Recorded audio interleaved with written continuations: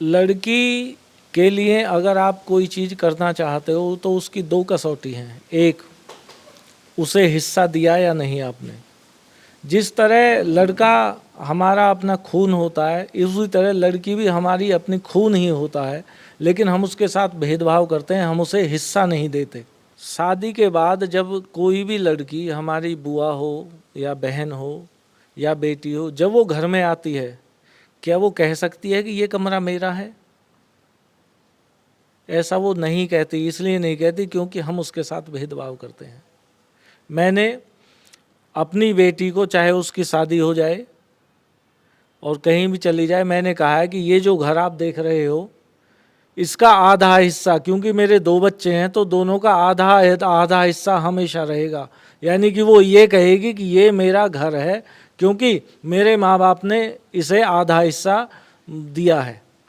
तो ये स्थिति जिस दिन लड़के के साथ आएगी, उस दिन आपकी लड़की तरक्की भी करेगी और आप एक सही बाप के तौर पे स्थापित भी हो जाओगे। दूसरा, अगर आप लड़की को उसकी मर्जी से शादी करने देते हो तो ये दो कसौटी हैं। अगर आप ये दोनों नहीं कर रहे हैं तो फिर आप लड़की के लिए कुछ नहीं कर रहे, बल्कि अपनी झूठी शान के लिए हजारों लोगों को खाना खिलवाते हो, झूठी शान के लिए बैंड बाजे और ये सारी चीज़ें करवाते हो, और दहेज के रूप में गाड़ी।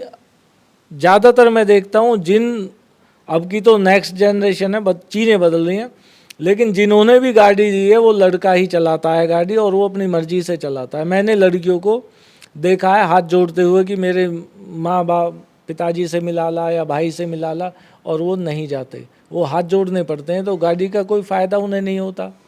आपने 10 लाख की शराब पिला दी, आपने 10-20 लाख का खाना खिला दिया, आपने लाखों रुपए सजावट पे खर्च कर दिए, लेकिन क्या आप लड़की को एक घर दे पाए जहाँ वो रहे और जहाँ वो आत्म सम्मान से रहे?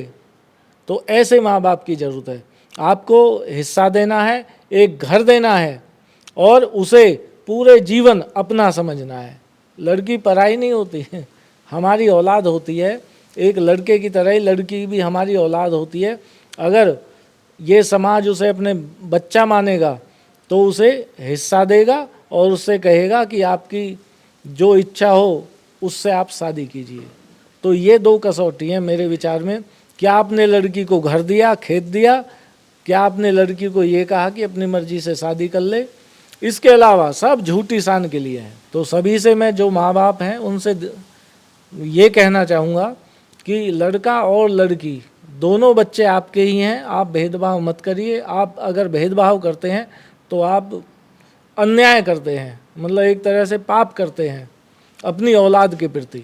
तो इस भेदभाव को ख़त्म करिए और दोनों को हिस्सा दीजिए। जो भी आपकी संपत्ति, एक कमरा है तो आधा आधा कीजिए। ये नहीं आपके पास संपत्ति हो, एक कमरा है तो आधा आधा कीजिए। लड़की को बजाय शादी में खर्च करने के, खाने पीने के, उसे आप एक घर दीजिए जिससे कि वो जी सके सम्मान से।